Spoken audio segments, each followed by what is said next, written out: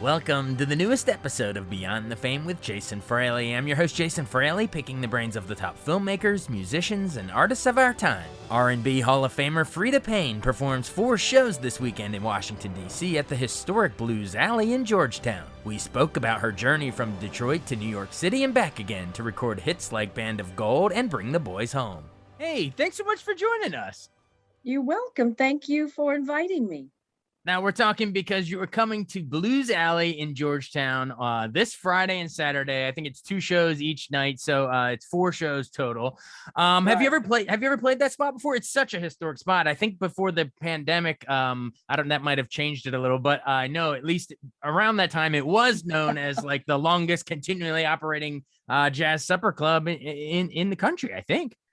Well, I don't know the history, but I've heard the reputation precedes itself, and I've heard that it's been there for many years in the DC area and Georgetown, and that it's like one of the clubs. I guess I don't think it's the only club in the DC area to play, but it's one of the good clubs to play. So this will be my very first time playing Blues Alley ever. Matter of fact, I don't think I've ever even visited the club in years gone by, because I played in DC, the Warner Theater, years ago. This is years ago. Remember, it's an amphitheater. I don't even know if it still exists. Carter Barron. I played there with Al Green and Patti LaBelle, which was then LaBelle, featuring Patti LaBelle. The group, yeah, the group. And I'm trying to think in DC, where did I play? I've played but it was the Warner Theater and the National Theater. I've done other theaters there with shows, not just me alone as an artist, a solo artist. I've been in shows where I was, one of the headliner or one of the headliners in a show with other artists as well. But anyway, this will be nice because this is my thing. Cabaret, jazz clubs, performing arts centers. This is what I do. Mm-hmm. Awesome. Well, we can't wait, and now you can add Blues Alley to the list. It's going to be really good. So what can we expect, like, set list wise? Obviously, I'm sure you'll bring all the old greatest hits, Band of Gold, everything else. But is there any like new stuff you're working on, or is it going to be a little of both, or what do we got? I do a conglomerate of many songs. I do the American Songbook, the standards, The Best Is Yet to Come, Make Me Rainbows, I do the Alan and Marilyn Bergman songs. And I even do I do some Broadway stuff, I do 50% from Ballroom, which is quite a kind of dramatic ballad, a very dramatic ballad. It's called 50%. And it's interesting. And I do something from an Alberta Hunter song. It's called Rough and Ready Man. Oh my goodness. And of course, I also have been performing Ella and paying a tribute to Ella Fitzgerald. And I've been doing that for the last 20 years.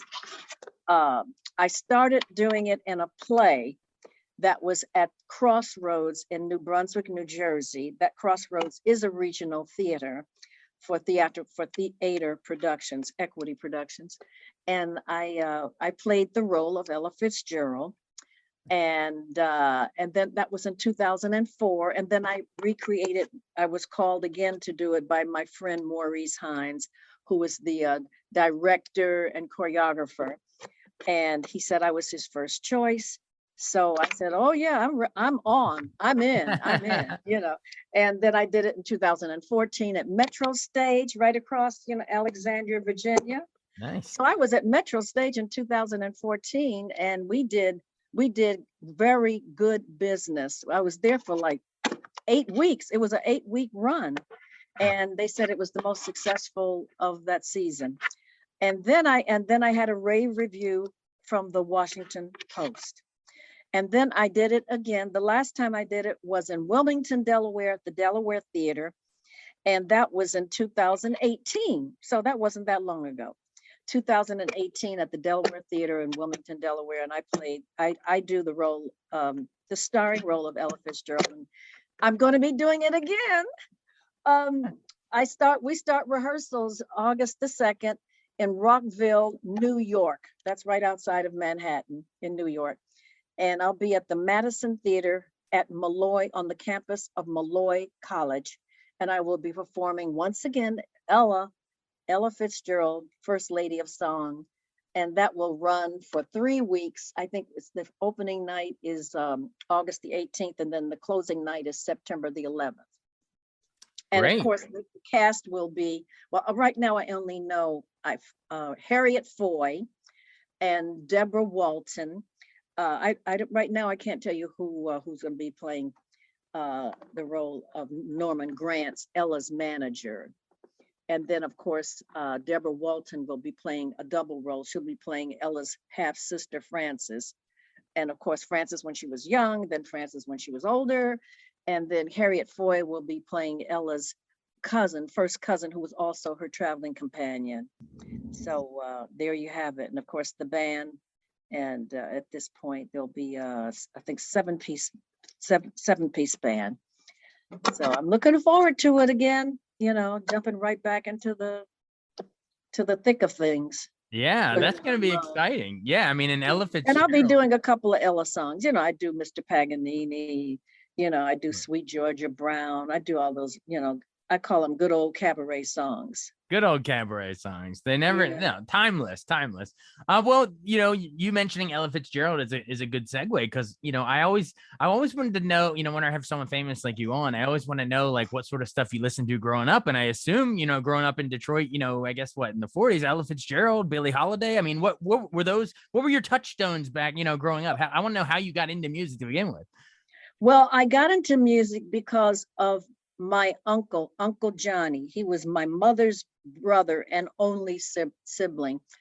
And I remember when I was like about 4 or 5 years old, or 4, 5, 6, during those years, he had of course, he had a record player. That was a big deal. If you had a record player back then, there was no TV quite yet. That's some high-tech stuff. Yeah, that's like, he had a record player.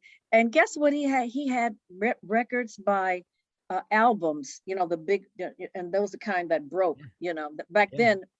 Can you imagine having a vinyl that breaks? If you drop it, it'll break. Anyway, he had Duke Ellington, and I listened to that. I mean, here I am, 5 years old, 4 years old. I would get right up to the speaker and listen, like Duke Ellington, Lionel Hampton. Even he had Rachmaninoff, Serge Rachmaninoff. He played classical. He had classical music. He had Bach. He had Beethoven. And then I remember when my mother started me taking piano lessons when I was 6. I remember, that's another thing. They put us into that kind of thing. My mother always had us taking piano lessons. My sister and I both. And then, I'm answering your question. It was my Uncle Johnny Hickman, who kind of like put that into my brain and into my soul, the love of music. And it was jazz and classical and blues. I remember he had like a B.B. King. He had a B.B. King record. And then when I got to be about 11 and 12, was 11 or going into 12, listening to the radio, I would hear Ella, and I'd say, oh my God, what a beautiful, piercing, like really pure voice. And then there was Sarah Vaughan. God, what a beautiful voice she had, and then there was Billie Holiday, and then there was Edie Gourmet. I loved Edie Gourmet because her voice was like Ella's, in my opinion. And then when I heard, there were other singers as well. There was Peggy Lee, but she was like more smooth, kind of like very, very, very cool, very cool. And there was Chris Connor, June Christie, Chris Connor, Julie London. Because late at night, when I was like I think it was middle school going into high school, I had a radio in my room right above my bed, and I would I was supposed to be sleeping, but I wasn't, and I would just turn it on and really low, and I would hear people like Chet Baker, Miles Davis. I saw at that time they had Dizzy Gillespie, who would be a guest artist on some of the late TV shows, and because he would be playing in Detroit, he would be playing at one of the nightclubs in Detroit, like Baker's Keyboard Lounge. Baker's Keyboard Lounge is still in existence in Detroit, believe it or not. Oh, all right.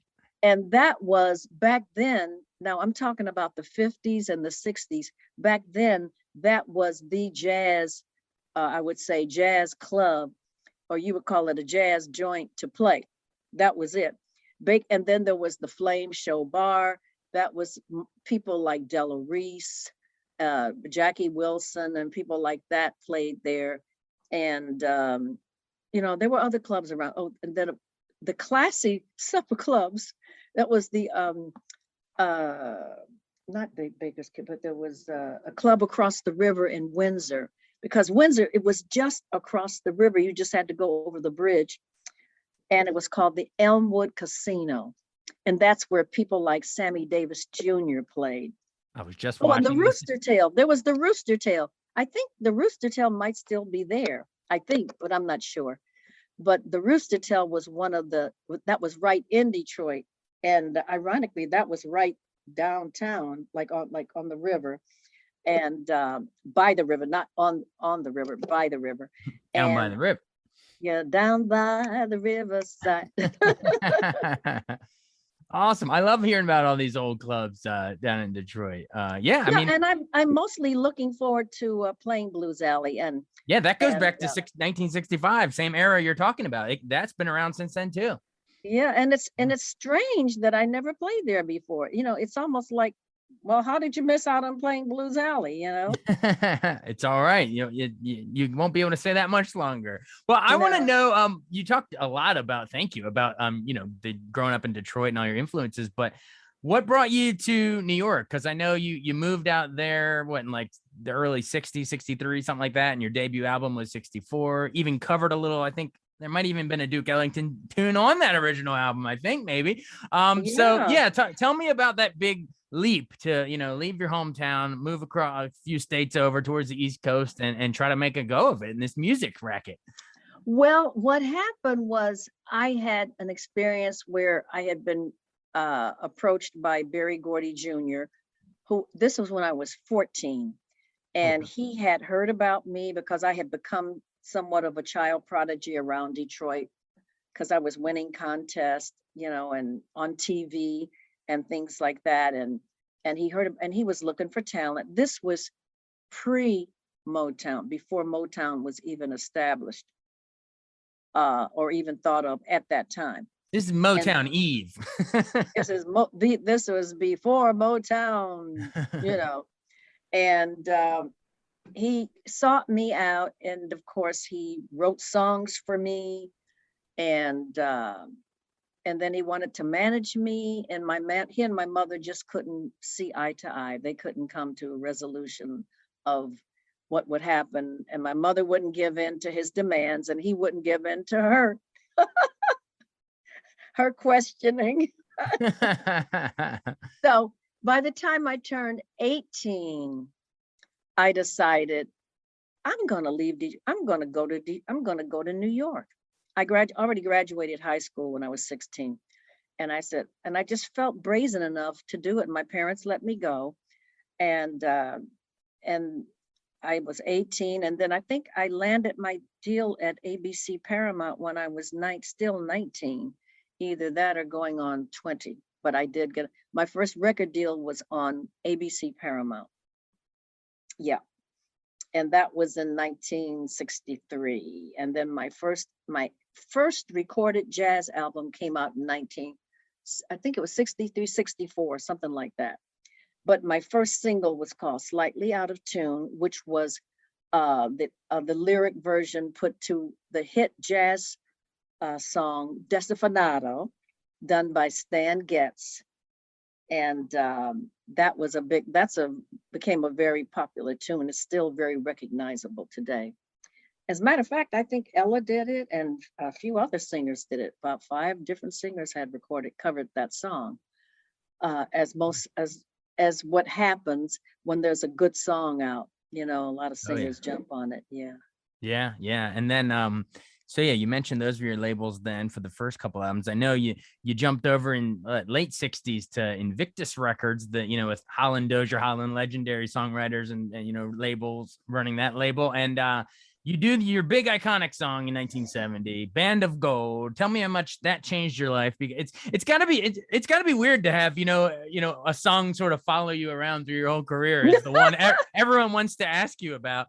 But if you Band can, of Gold. yeah, Band of Gold. If you can, you know, remember back to those days, any fun stories about recording that? There's no way you could have known it would have done what it did. Hell no. I never knew. When I first heard the song, you know, when they played Ron Dunbar, who was working with Holland, Dozier and Holland at the time, he was like one of their right-hand men. And he would pick me up from my mother's house and take me to the studio, take me to rehearse the song and he played the track. And I said, oh, that's a really good track, you know, because they were really planning for me to do a whole album at the time. And so there were other songs that I recorded during that period. And when he played Band of Gold, and I said, well, let me see the lyrics. And they had the lyrics written down. And when I got to the line, but that night on our honeymoon, we stayed in separate rooms. I said, I don't know about this song. I said, listen, these lyrics. I said, why would a young girl get married and then have her husband leave on her honeymoon, on their wedding night, their honeymoon night? Right. What's up with that? That's some edgy stuff. well, somebody messed up along the way. Either she was frigid or he was, you know, something going on with him. Couldn't perform or something. Yeah. Well, you know, different people always have their own scenario of what that meant. Different interpretations. Yeah, different interpretation. And some people say, oh, the guy was like, realized he couldn't have an erection, or he was gay and he really, you know, felt like, oh God, did I get into this? Or she was the one that was like nervous, or just was a virgin and never had, you know, was kind of like frigid and just couldn't get into it. Or was a little bit of both. Who knows? Either way, it got people talking. It stirred up some controversy. Yeah. Well, you know, I objected because I said, this song is for a younger, like a 16-year-old to sing. Mm-hmm. Somebody who would actually maybe experience this. I said, at this time I was 28. And I said, I'm a grown woman. I said, I wouldn't do that on my wedding night. Right.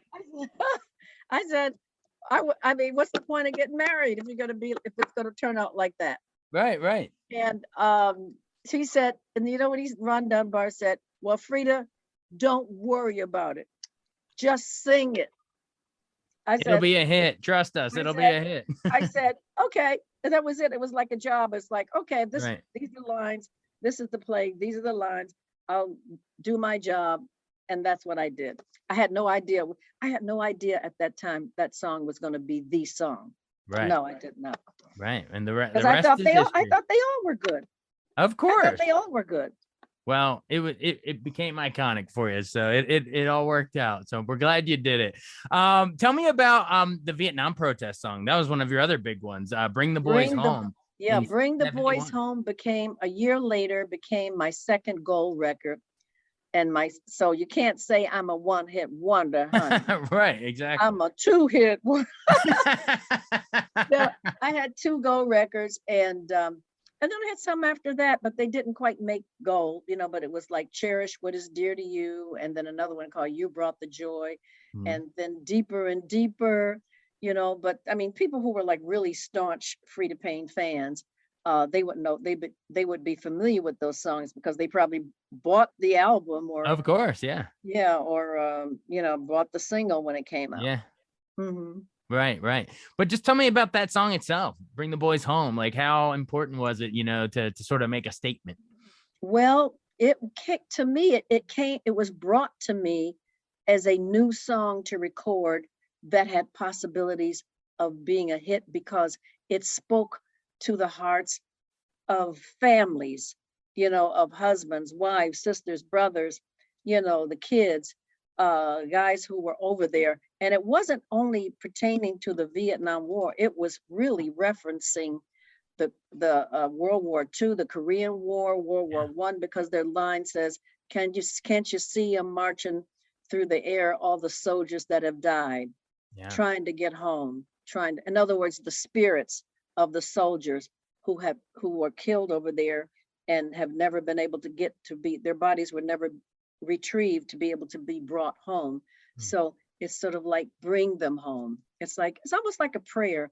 And I actually have been greeted by many over the decades, many former Vietnam vets who have said to me, thank you, Freda, for recording that song, because when we heard it over there, it gave us hope and it gave us comfort. And do you know that song they banned it from being played in South Vietnam by the Republican Party, and Richard Nixon was in office at the time.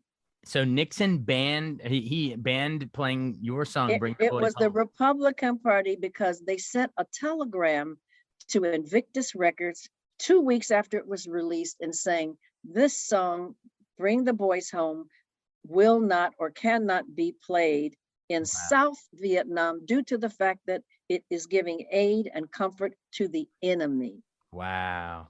So that they were like trying to say, I'm Tokyo Rose. Right. Well, I don't know if a lot of people may not even know that reference, Tokyo Rose. But Tokyo Rose, I think, was during World War II, or was it in the war with Japan or whatever? It was World War II. It was in the Pacific Theater. Yeah. Yeah. Oh, so you know about Tokyo Rose. Trying to do my history a little bit. A little bit of history. Yeah, that is history. Yeah. Well, and, she was a spy. And she would broadcast over the radio broadcast over to the American soldiers, and kind of like, making them think that they're doing the wrong thing or something like that. I don't know that much, but I kind of remember a little bit about Tokyo Rose. Right, but that's what they were claiming, that you were the version of that for Vietnam, is what they were saying. It was the opposite. I was giving aid and comfort to the American soldiers, not the enemy. Of course. Well, 2 years, I guess, after it, they brought the boys home anyway. So you were ahead of the curve, I guess. So awesome. Well, you've been generous with your time. Before you run, I want to remind our listeners, you mentioned your younger sister earlier, Freda Payne. Remind them that she joined the Supremes for a while, like from 73 to 77. I guess so was that right after Diana Ross left, right? Your sister. Sherry was a replacement. She replaced Jean Terrell, who replaced Diana Ross. Gotcha. So Sherry was the second. The first replacement was Jean Terrell. Sherry was the third replacement. She replaced Jean Terrell as a lead singer and signed to Motown, Freda Payne. And also, I'd like to talk about my book. I wrote a book, my memoirs, and that was it's called Band of Gold, a memoir by Freda Payne and Mark Bigot, who co-wrote the book along with me. Is it out right now? Where can we get it? Oh, you can get it. I'm going to be bringing some. I'm going to have some books for sale. Can I show you the? Can I show you a book? Oh yeah, I got all the time. Wait, hold on. Let me grab it. Hold on. Go for it. That'd be great. Okay, this is it. Oh, let's see it. Wow. All right, Band of Gold, a memoir. Mm-hmm. Wow, that's fantastic. So we can pick that up, I guess. Go on Amazon or Barnes and Noble, wherever. You can get it on Amazon, Amazon Prime. You can get it in a day, in the next day. I will be bringing some books for sale at Blues Alley, and I will after the show, I will be there to autograph books. If someone wants to buy a book, purchase a book, I'll be there. I will graciously autograph it for them. That's awesome. How nostalgic or maybe even cathartic was it to put pen to paper and go think back through all, kind of like what we're doing now, but a much bigger thing for a book, but to think back through all of it, were you able to, I don't know, appreciate your career more? Was there anything that you'd that you realized, I don't know, anything that you hadn't fully processed until writing it? I want to know what that was like. Well, it was cathartic because I had always put it off. It was almost like I was just too lazy to really dive into it. But I started to realize after a few years started going by, people had been asking me about writing a book for like the last 25 years. Could I grab this one? Yeah, there's someone she's calling to get the book. Hi, girl. I'm doing a Zoom. I'm on a Zoom interview. That's someone trying to order a book, I think. Oh, no. You know what? It was my sister, Sherry. Hey, of the Supremes. We just mentioned her. Yeah. My sister called to tell me, are you watching Channel 7? Melba Moore is on doing an interview. Oh, cool. And, awesome. So we're friends, we've been friends from way back. And as you know, she's a fabulous artist. Yeah. Singer, actress, performer. She's done it all. And Tony's. She's a Tony Award winner, honey. Yeah. Oh, yeah. And Grammy, Lean on Me, all kinds of stuff. Yeah. Yeah. Grammy, Tony. So she's the whole deal. She's the whole schmear. And she's going to be, as a matter of fact, I think what she's probably talking about is she's going to get her star on the Hollywood Walk of Fame. Ah, okay. I don't know what date it's going to be, but she's talking about it right now. And great. We used to be with the same manager, and back in the 80s, and of course we're still friends. So you go way, way back. Yeah. That's great. Well, hopefully she gets the star on the Walk of Fame, and hopefully you get it set on the DVR to watch it. I guess that's a good way to end it. Didn't you enter the Rhythm and Blues Hall of Fame a couple years ago? Like right before like 2017. Yes. Over my fireplace, I have quite a few awards and stuff like that sitting on the fireplace mantle, and other places in my living room and my dining room and my den. All over the place. Yeah. But that's fantastic. Well, we'll let you run so you can go catch the thing on the DVR. You can go watch it. Well, it's been a pleasure speaking with you. Oh, absolutely. And we want to invite everyone to come check out Freda Payne at Blues Alley in Georgetown this Friday and Saturday. 4 shows, 2 on each day. So get your tickets now over on bluesalley.com, I think it is. So, Hey, thanks so much for doing this. You're welcome, and thank you. All right. Be well. Okay. Bye-bye. Thanks so much for listening to Beyond the Fame with Jason Fraley. Our theme music is Scott Buckley's Clarion. Remember to give us a 5-star rating if you like what you hear. We'll see you next time.